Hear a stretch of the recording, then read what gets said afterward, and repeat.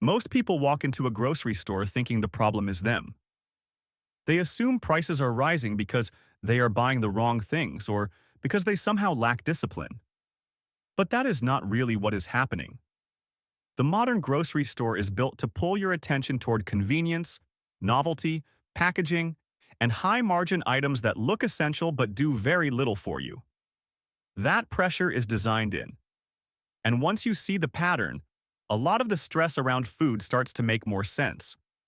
The truth is, most carts are overloaded with extras while a small core of reliable foods does most of the real work. Foods that last, foods that stretch meals, foods that give you flexibility instead of waste, foods that protect your money because they do not spoil quickly, they do not lock you into one recipe, and they do not push you into last-minute takeout when the original plan falls apart. That is the shift in this video. Not dieting, not cutting everything down to the bone, just seeing which groceries consistently earn their place and which ones quietly drain control from your kitchen. By the end, the receipt may look different, but more importantly, the whole system will feel different. Less pressure, less waste, more room to breathe. And the first place to start is with one of the most useful foods in the entire store: eggs. Eggs do something very few foods can do. They fit almost anywhere. Breakfast, lunch, dinner, baking, quick snacks, simple meals when you are tired, and backup meals when the fridge looks uninspiring. One large egg gives you about 6 grams of complete protein, meaning all 9 essential amino acids are already there. No assembly required. But the bigger reason eggs matter is not just protein, it is efficiency. Eggs are one of those rare groceries that are inexpensive, easy to use, and hard to waste. Kept refrigerated, they usually last 3 to 5 weeks. That matters more than most people realize. A food that waits for you creates less pressure than a food that demands to be used right now. They also deliver choline, a nutrient tied to memory and brain health, and one many Americans do not get enough of. So while flashy products fight for your attention with labels and claims, eggs are just quietly doing the job. A simple control shift here is easy. Hard-boil a dozen once a week. Suddenly you have quick protein ready to go without turning on the stove every day. That one move lowers the odds that hunger pushes you toward overpriced convenience foods. Eggs are not exciting marketing. That is exactly why they are so useful. And once protein is handled, the next question is what actually makes meals stretch without making them feel thin. That is where rice changes the math. Rice is one of the clearest examples of how grocery pricing can mislead people. A big bag can look expensive at first.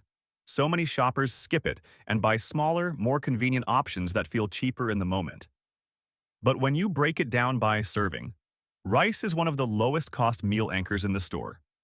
A 20-pound bag often costs around $15 and can provide roughly 300 servings. That is about 5 cents a serving. Not glamorous, just powerful. And unlike short-life foods that start a countdown the second you bring them home, white rice stored in a cool, dry place can last for years. That long shelf life is not a trivia fact. It is control. It means one purchase can quietly support dozens of meals without demanding your attention. It also means rice is there when prices jump, schedules get messy, or dinner needs to come together fast. Rice also works with almost everything: chicken, beans, frozen vegetables, canned tomatoes. It turns smaller amounts of more expensive foods into complete meals that still feel satisfying. A little meat goes further.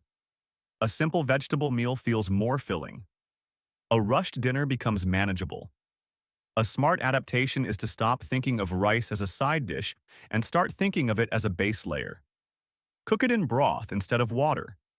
Make extra and use it again the next day. The pattern here is simple. Foods that store well and flex well protect your options. And rice gets even stronger when it is paired with something many stores would rather you buy in cans: dried beans. Dried beans are one of the best examples of how convenience quietly raises your grocery bill. Canned beans are not bad. They are just expensive for what they are. A lot of that extra cost is packaging, water, and convenience. A 1-pound bag of dried beans Usually costs around $2 and turns into 6 or 7 cups once cooked. That is real volume for very little money. Nutritionally, beans pull far more than their weight. 1 cup of cooked black beans gives you roughly 15 grams of protein and 15 grams of fiber. For a lot of people, that is as much fiber as they get in an entire day. And people who eat beans regularly tend to show lower heart disease risk, which is one more reason they remain a staple across so many cultures. The hesitation is usually preparation. People hear soaking and assume it is complicated. It is not. Cover them with water before bed, drain in the morning, and cook when you are ready. That is less effort than one unplanned trip through a drive-thru. And here is where the system starts to reveal itself. Beans and rice together form a complete protein.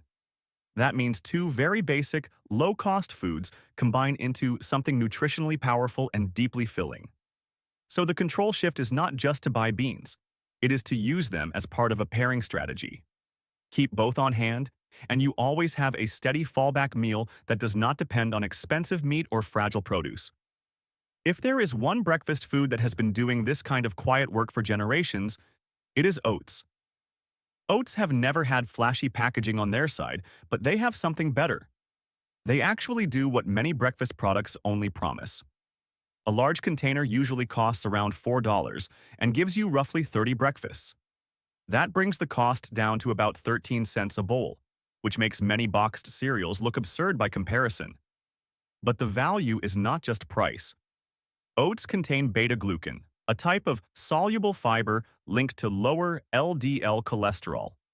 Studies suggest it can reduce it by around 5 to 10% in a matter of weeks. That is not a miracle claim. It is just one of those rare cases where a plain food earns its reputation. Oats also digest more slowly than sugary cereal, which means steadier energy and fewer crashes later in the morning. For many people, that one change alone reduces random snacking and the constant feeling of chasing hunger. And oats are more flexible than they seem. They can be breakfast, yes, but also ground into flour, stirred into meatballs, or used in baking. They are another example of a food that adapts to you instead of forcing you into one narrow use. So here is the practical move. Treat oats as a weekly default, not an emergency option. Add fruit, peanut butter, cinnamon, or bananas depending on what you have. Once again, the pattern shows up. Low waste, high flexibility, strong nutritional return. And that pattern becomes even clearer when you step into the produce section, where freshness is often more about appearance than function. Frozen vegetables prove that better than almost anything. Fresh produce gets marketed as the obvious healthy choice, but the system behind it tells a different story. Many fresh vegetables have already spent days in transit and more time sitting in storage before you even bring them home. Then the clock starts ticking faster in your fridge. That is why so many people buy vegetables with good intentions and throw them away a week later. Frozen vegetables work differently. They are often flash frozen within hours of harvest, which helps preserve nutrients surprisingly well. In some comparisons, frozen vegetables have even retained more vitamin C than fresh vegetables that sat in the refrigerator for several days. This matters because the healthiest food is not the one that looks best under store lighting. It is the one you will actually use before it turns into waste. A bag of frozen broccoli for around 1.50 can sit in your freezer until you need it. No guilt. No slimy surprise in the crisper drawer.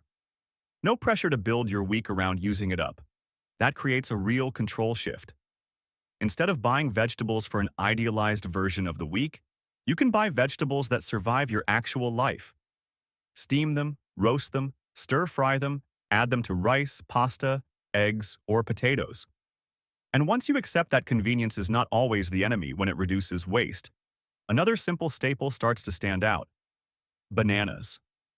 Bananas are one of the cheapest fresh fruits in the store, and they do more than people give them credit for. One medium banana provides around 420 milligrams of potassium, which matters for blood pressure, heart rhythm, and overall muscle function. Since many Americans do not get enough potassium, bananas quietly fill a real gap. What makes them especially useful is that they change with time instead of simply going bad. A slightly green banana is higher in resistant starch, which can support digestion and feed beneficial gut bacteria. A ripe banana becomes sweeter and easier to digest. A brown speckled banana that many people throw away is perfect for oatmeal, smoothies, or baking. That means bananas offer different uses at different stages, which is exactly the kind of flexibility that protects your money. They do not need plastic packaging. They do not require refrigerator space. They come with their own built-in wrapper and travel well. The control shift here is simple. Stop judging bananas by appearance alone. Use each stage differently. Eat some fresh, freeze the overripe ones, and mash the soft ones into recipes where they replace part of the added sugar. Same fruit, multiple jobs. And if you want another pantry item that changes completely once you understand what processing actually does, canned tomatoes deserve far more respect than they get. Canned tomatoes expose one of the biggest grocery myths, that fresh automatically means better. In this case, it often does not. The heat used during canning makes lycopene more available to the body, and canned tomatoes can contain 3 to 4 times more accessible lycopene than fresh ones. They are also usually harvested at peak ripeness and processed quickly, which means they often taste better than off-season fresh tomatoes that look decent but deliver very little once you cut into them. And a 28-ounce can for under $2 can become pasta sauce, chili, soup, shakshuka, or a quick base for beans and rice. That is the real value. Not just low price, but repeat use. Canned tomatoes can sit in the pantry for up to 2 years waiting for the right moment. They are stable, versatile, and useful in more than one kind of meal. If you want more control, keep 2 or 3 cans on hand as a dinner recovery plan. When the fridge is low and energy is low, canned tomatoes combined with pasta, onions, garlic, or beans can still produce something solid. And once you start building meals this way, you also begin to notice which meat choices give you the most room for error. Chicken thighs are one of them. Chicken breast gets treated like the default responsible choice, but from a value standpoint, thighs often make more sense. Breasts commonly run $5 to $7 a pound, while thighs are often closer to 2 or 3. That is a major difference, especially for families. They are also much more forgiving to cook. Overcook a breast by a few minutes, and it can turn dry fast. Thighs hold moisture better because of their fat content, which means they tolerate real life better. If dinner gets delayed, if the phone rings, if attention drifts, the meal is still likely to survive. That forgiveness matters because it lowers the odds of ruining expensive protein. And if you buy bone-in thighs, there is even more value hidden inside. Save the bones, and you have the base for homemade stock later, which turns one purchase into more than one use. A practical shift here is to cook a larger batch once and divide it across different meals. Roast them one night, shred leftovers into tacos, stir them into rice, or add them to soup. Again, same pattern. Foods that survive mistakes and stretch across meals give you more control than foods that demand perfect timing. Now, if there is one pantry item that proves usefulness is often hiding in plain sight, it is peanut butter. Peanut butter sits in almost every kitchen, but many people still think of it as a children's food rather than a serious staple. That misses the point. 2 tablespoons give you around 8 grams of protein for roughly 15 cents, which is hard to beat anywhere in the store. It is also shelf-stable for months unopened, which makes it one of the easiest foods to keep around without stress. That matters on busy days, low-energy days, or in those moments when a quick meal prevents a much more expensive decision later. Nutritionally, peanut butter offers more than just protein.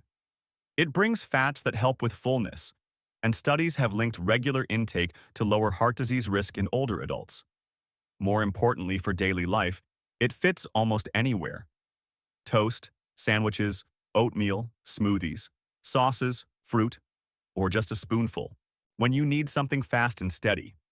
So the control shift is to treat peanut butter as functional, not childish. Use it to anchor breakfast, add staying power to snacks, and reduce the chance that hunger pushes you toward ultra-processed convenience foods. At this point, let me pause for a second and ask you something. When you look at the foods we have covered so far, what keeps showing up? It is not trendiness. It is not perfect eating. It is not deprivation. It is the same pattern over and over. Foods that last longer, do more jobs, waste less, and keep you steadier. That matters because once you start shopping for that pattern instead of shopping by impulse, the store loses some of its power over you. You stop reacting to packaging and start recognizing structure. And that shift matters even more in the middle aisles, where some of the most unfairly criticized foods are often the most useful. Potatoes are a perfect example.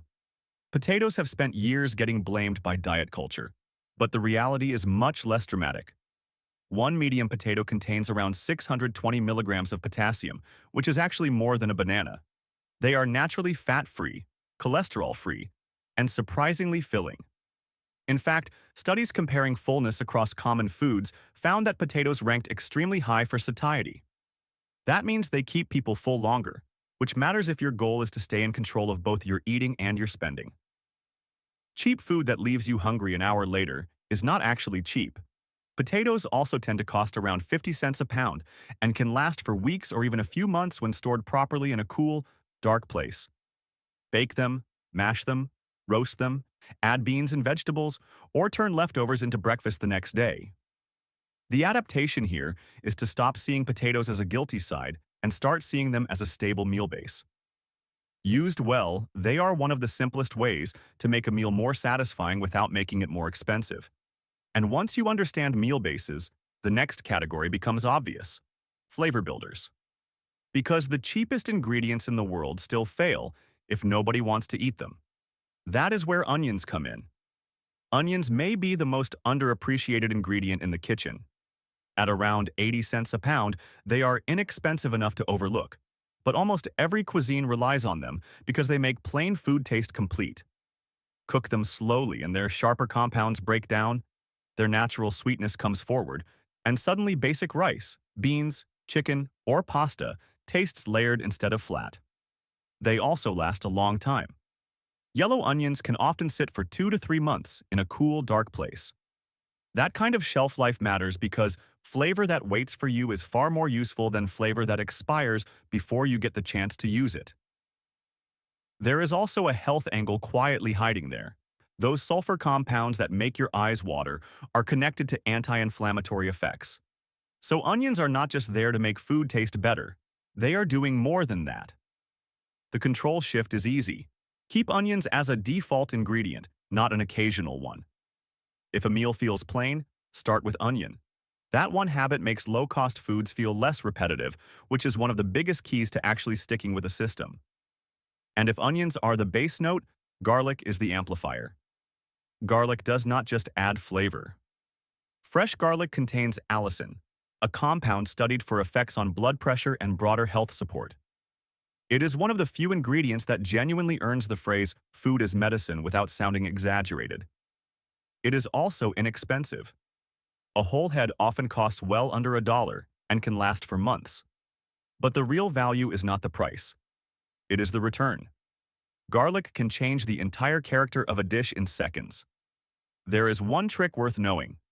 If you want more of garlic's beneficial compounds, chop or crush it and let it sit for about 10 minutes before cooking. That short pause helps activate the compounds people are actually trying to get. Add it later in cooking, and you preserve more flavor as well. And yes, jarred pre-minced garlic is convenient, but it often costs far more and tastes noticeably flatter. So the control shift here is simple. Keep fresh garlic around and use it often. Tiny ingredient, huge effect. Once the flavor side is covered, the next smart staple is the fat that helps tie much of this together. Olive oil. Olive oil is one of those ingredients people often overcomplicate. Some treat it like a special occasion finishing touch while cooking with cheaper oils the rest of the time. But from a quality standpoint, olive oil often deserves the main spot in the kitchen. Extra virgin olive oil contains compounds such as oleocanthal, which has been compared to ibuprofen-like anti-inflammatory activity. That does not mean it is medicine in a bottle. It means this is one of the few fats that brings both flavor and a meaningful nutritional profile. It also simplifies things. Instead of juggling multiple bottles for different jobs, one good bottle can handle sautéing, roasting, dressings, and finishing. That reduces clutter and often lowers cost over time. A practical detail matters here too. Ignore labels like light olive oil if you think they mean fewer calories. They do not. The word light refers to flavor, not energy. Store it away from heat and light, and it will serve you well. And now that the kitchen has a reliable cooking fat, let's look at another protein that gets underestimated because it comes in a can. Tuna. Canned tuna is one of the simplest high-protein bargains in the store. A single can at around 1.50 can provide roughly 25 grams of protein. That is a serious return for a food that asks almost nothing from you in terms of prep. It also sidesteps some of the problems tied to fresh seafood. Tuna is often canned very soon after being caught, so in some cases it is actually fresher in practical terms than fish that has spent days moving through the supply chain. The usual concern is mercury, and that is fair. But here the control shift is straightforward. Choose light tuna more often than albacore, since it generally contains less mercury, and keep intake moderate, around 2 to 3 times a week for many adults. Tuna also brings omega-3 fats, which matter for brain health and inflammation. And because it is shelf-stable, it works as a dependable backup meal. Tuna salad, tuna with rice, tuna pasta, tuna on toast. Fast, flexible, and useful. And speaking of vegetables that work harder than they look, carrots deserve a place in this system for exactly the same reason. Carrots are cheap, long-lasting, and easy to underestimate. They are loaded with beta-carotene, which the body converts into vitamin A, supporting vision and immune function. But one of the most useful things to know about carrots is how much preparation changes what you get from them. When carrots are cooked with a little fat, like butter or olive oil, the body can absorb far more of that beta-carotene than it can from raw carrots alone.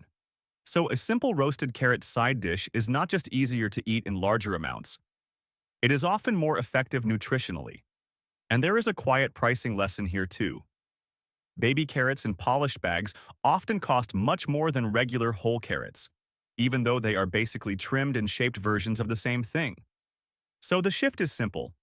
Buy whole carrots when possible, roast or sauté them with a little fat, and let them serve as a durable vegetable that stays useful longer than many more expensive options.